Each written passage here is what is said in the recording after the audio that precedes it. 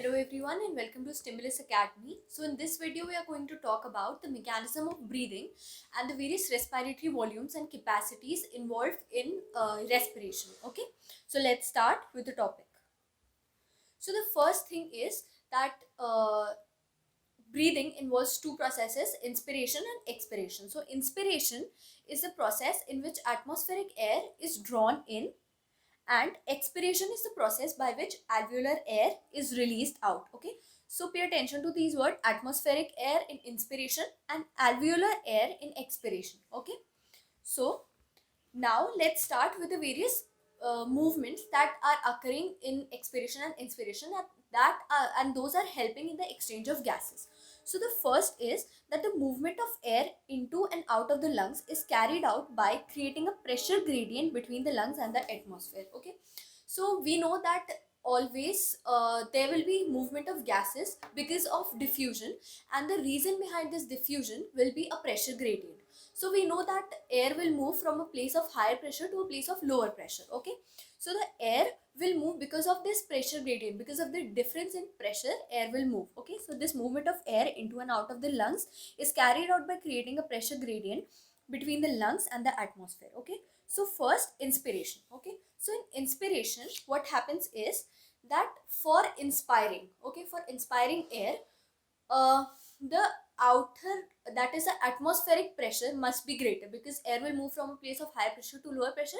So the pressure, that atmospheric pressure must be higher, and that in lungs must be lower. Okay, so then only air will come inside the lungs. Okay, so in inspiration, if the pressure within the lungs, which is known as intrapulmonary pressure, the pressure within the lungs is less than the atmospheric pressure, then air will move inside and respiration will occur.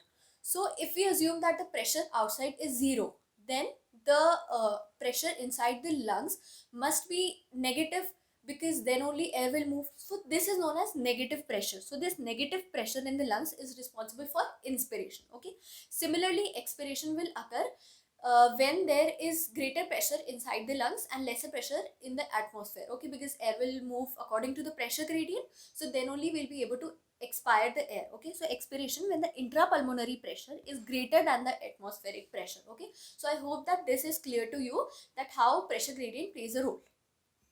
Now what is helping in this pressure gradient? Okay, so what are the structures that are involved in maintenance of this pressure gradient?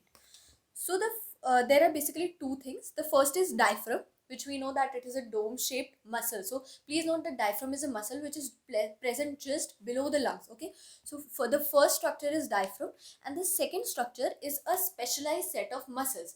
And these specialized set of muscles are of two types: external intercostal muscles and internal intercostal muscles.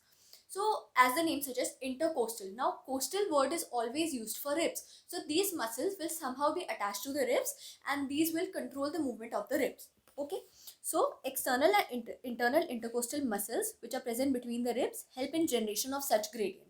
So now let's see how this gradient is generated. So during inspiration, what has to happen is that the pressure inside the lungs must be decreased so that air is able to move inside the lungs. Okay, so how this pressure is decreased? Now we know that volume is always inversely proportional to pressure. So if we have to decrease the pressure, we must somehow increase the volume of lungs. Okay, so how can this volume be increased? How can the volume of lungs, how can the volume of thoracic cavity be increased so as to decrease the pressure inside lungs? Okay, so this can occur by, we have two structures. The first is the intercostal muscles and the second is diaphragm. So of course there will be movement of these structures, because of which there will be a change in pressure. So the first is the contraction of the diaphragm. Now we know that diaphragm is dome shaped. What will happen when this will contract? So it will be pulled down. So if it will be pulled down, there is increase in the volume. Okay, so the contraction of the diaphragm increases the volume of thoracic chamber in anterior posterior axis. So in anterior posterior axis we see that the volume is increasing. Okay, so automatically when the volume is increases, pressure will decrease. Now some of you might be having this question, that why am I talking about thoracic chamber and not pulmonary cavity? Because we have already studied that whatever happens to thoracic chamber happens to pulmonary cavity. So if the volume of this thoracic chamber is increasing, then automatically the volume of pulmonary cavity will also increase, because they are very closely connected to each other. Okay. So the contraction of diaphragm will increase the volume of thoracic chamber in the anterior posterior axis. Okay. Simultaneously, what will happen is that the contraction of external intercostal muscle. Please pay attention that here the external intercostal muscle is playing an important part. The contraction of this muscle. Now we know that this muscle is attached to the ribs. So when this muscle will contract, suppose these are the lungs and these are the ribs. Okay. So when this muscle will contract, it will pull the rib upwards. So it will, if these are the lungs, so and these are the ribs. Okay. So it will pull the ribs upward. So if the ribs are pulled upward, automatically the volume of this pulmonary cavity or this thoracic cavity is increasing. Okay. So the contraction of external intercostal muscles lifts the rib and the sternum, causing an increase in the volume of thoracic cavity in the dorsoventral axis. So in the dorsoventral axis, the volume is increased by external intercostal muscles, and in the anterior posterior axis, the volume is increased by diaphragm. Okay. So now what we have done is we have increased the volume, and if you have increased the volume, automatically the pressure will decrease. So this is the diagram which has been taken directly from NCERT, and here we can see that ribs and the sternum are raised, diaphragm is contracted, so it is getting pulled downwards, and the volume of thoracic cavity is increasing. Volume is increasing, so pressure is decreasing, and air is entering inside the lungs. So this was the process of inspiration. Okay. So now the overall increase in the thoracic volume causes a similar increase in the pulmonary volume, because what happens in thoracic volume happens to pulmonary volume also. Okay. So this increase in pulmonary volume decreases the intrapulmonary pressure to less than the atmospheric pressure. Now a gradient has been made. Okay. So because of this, air will be forced to move inside the lungs, and this will give a successful inspiration. Okay. So here has entered inside the lungs. Okay. Now this was the mechanism of inspiration. Let's talk about expiration. So what has to happen in expiration is that we have to exhale out air. So air will follow the rule of pressure gradients. It will move from a place of higher pressure to a place of lower pressure. Okay. So we have to have higher pressure inside our lungs and lower pressure in the atmosphere. Okay. So how will this happen? We know that volume is inversely proportional to pressure. So if we have to increase the pressure, intrapulmonary pressure, intrathoracic pressure, we have to decrease the volume. We have to make the volume of thoracic cavity compact. Okay. So how will this occur? We know that the diaphragm had moved downwards. So if we are able to push the diaphragm upwards. Okay. So if we are able to push the diaphragm upwards and the ribs also come back to their normal position, the diaphragm and the ribs come back to their normal position, what will happen is that the volume of the thoracic cavity will decrease, the volume will decrease, so the pressure will increase, and pressure will increase, so air will move outside. Okay. So the first thing is that there will be relaxation of the diaphragm. So here the diaphragm is relaxed. It is like, it is not getting contracted again. Whenever the diaphragm contracts, it gets pulled downwards, and that happens in inspiration. When the diaphragm relaxes, when it comes back to its normal position, this will happen in expiration. Okay. So the diaphragm is relaxed and it is arched upwards. So the relaxation of the intercostal muscles and the relaxation of the diaphragm decreases the volume of the thoracic cavity. Okay. So the relaxation of diaphragm and the relaxation of intercostal muscles. So diaphragm is coming back to its normal position. Similarly, the intercostal muscles also return to their normal position and reduce the thoracic volume, and thereby the pulmonary volume, because what happens to thoracic volume happens to pulmonary volume. Okay. So this increase in intrapulmonary pressure. So the volume has decreased, therefore pressure will increase. So this increase in intrapulmonary pressure to slightly above the atmospheric pressure causes expulsion of air from the lungs, and this is what we call as expiration. Okay. So now this was the mechanism of breathing. Now we have a very important line here. We have the ability to increase the strength of inspiration and expiration with the help of additional muscles in the abdomen. Now you must be asking that what happens in special circumstances. For example, if we are running, okay, if we are running, we need more air. Okay. So the first thing is that we can increase the rate of breathing. We can breathe faster. The second is that we can inhale more and exhale more. Okay. So how can we increase our ability? How can we increase the strength of expiration and inspiration?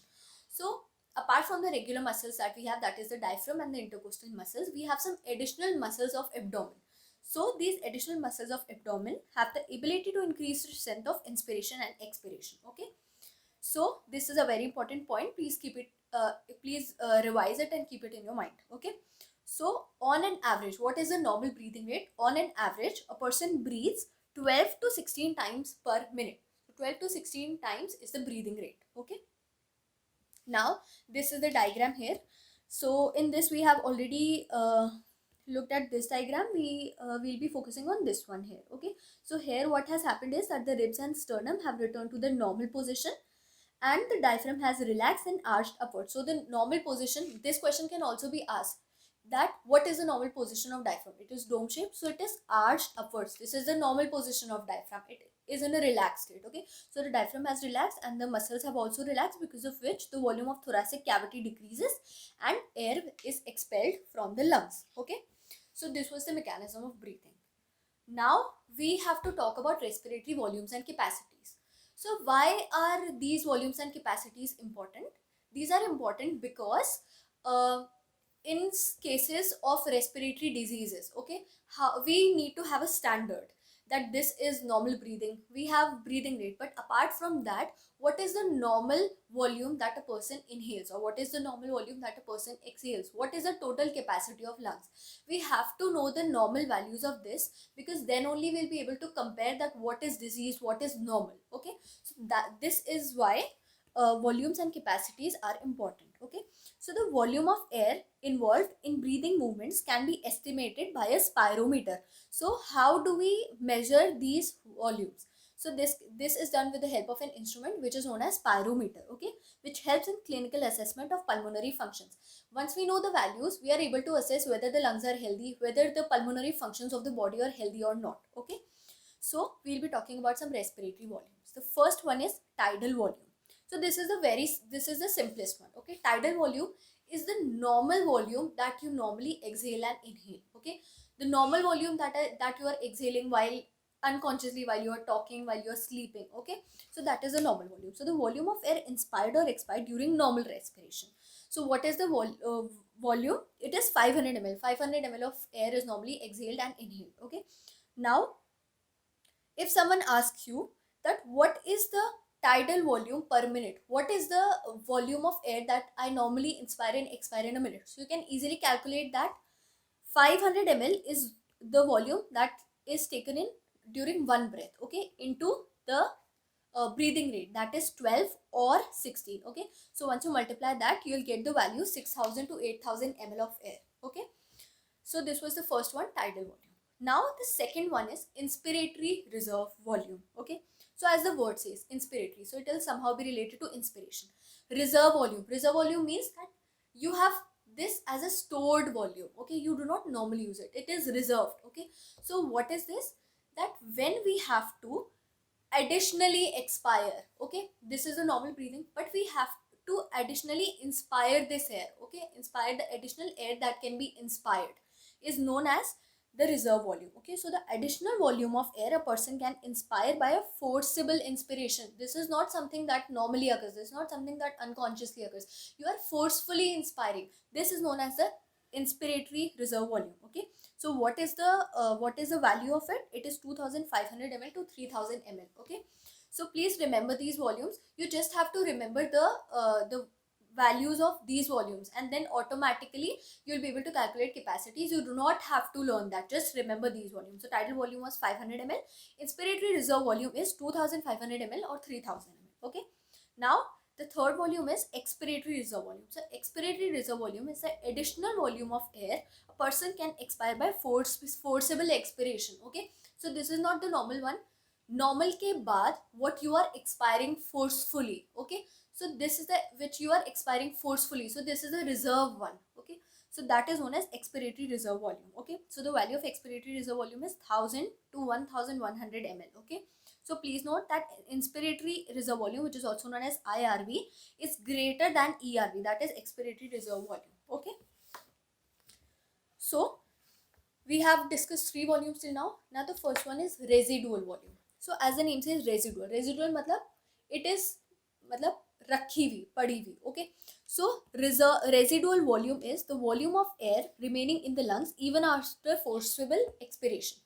पहले हम लोगों ने normal expiration कर लिया, जिसके अंदर हमने निकाल दी tidal volume. Okay, vital volume, tidal volume. Okay, so after normal expiration we have exhaled the tidal volume.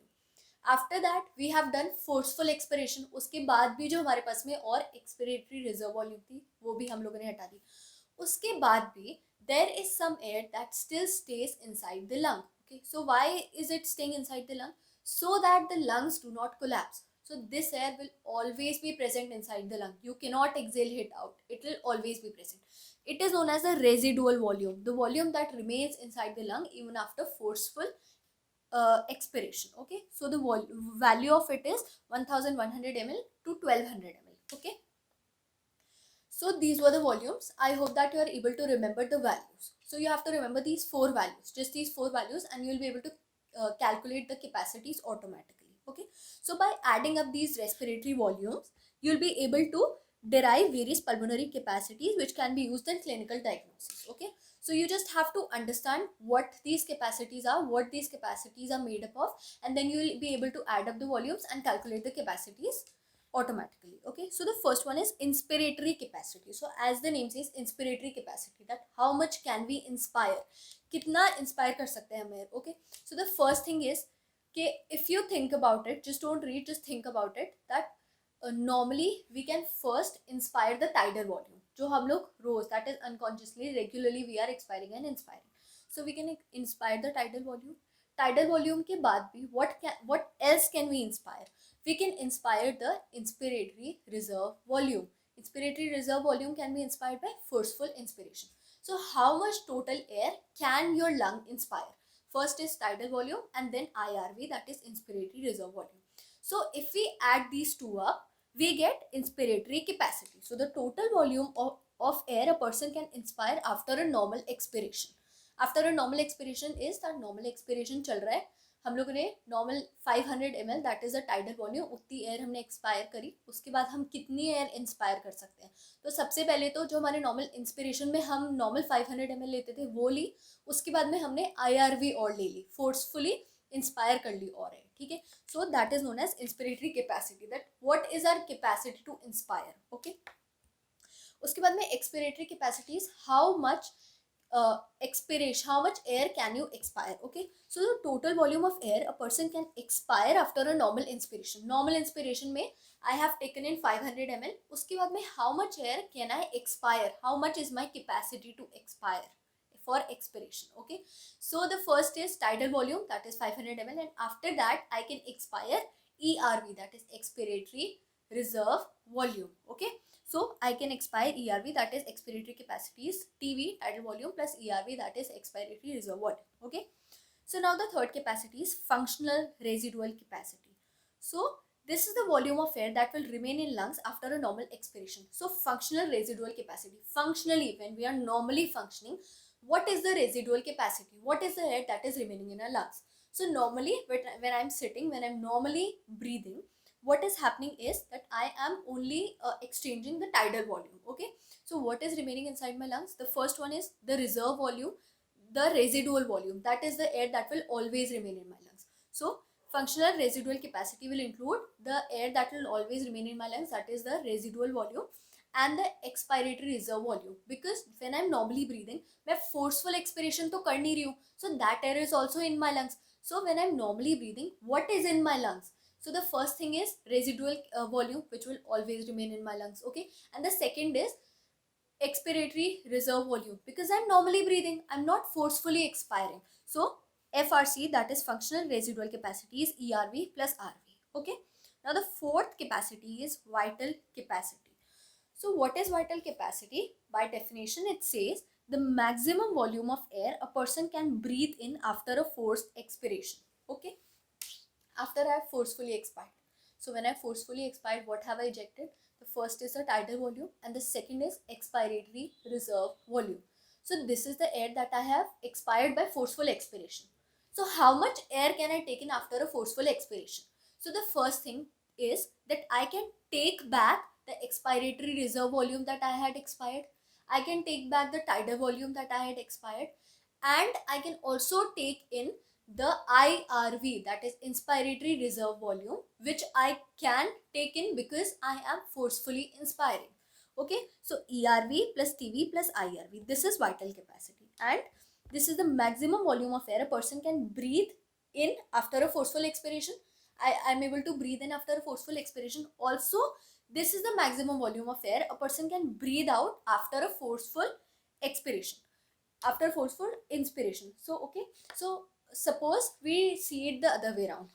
Firstly I had explained with this definition, now I'll be explaining with this definition. Okay, तो हमने क्या करा, that we forcefully inspired. तो मैंने forcefully inspire करा तो क्या हुआ, मेरे lungs के अंदर normally क्या present है, अभी अभी मैं normally इंस्पायर कर रही हूँ तो मेरे लंग्स में क्या प्रेजेंट है, एक तो मेरे लंग्स में प्रेजेंट है एक्सपायरेटरी रिजर्व वॉल्यूम. ओके, एक मेरे लंग्स में प्रेजेंट है रेजिडुअल वॉल्यूम. हम यहाँ रेजिडुअल वॉल्यूम की बात ही नहीं करेंगे because it can not be exchange, it will always be present in my lungs.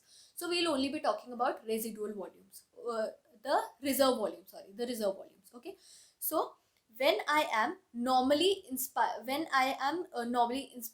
so this that tidal volume and expiratory reserve volume is in my lungs. Okay, now after forceful expiration, if I have forcefully inspired, I have taken in IRV also because I have forcefully inspired. तो अब मेरे lungs में क्या हो गया, ERV हो गया, that is expiratory reserve volume, TV हो गया tidal volume, and inspiratory reserve volume. ये तीनों हो गए.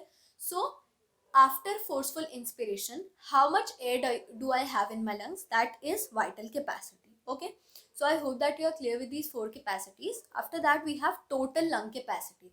So what is the capacity of lung? If someone asks you that you have to talk about the total volume of air that my lung can accommodate at the end of a forced inspiration.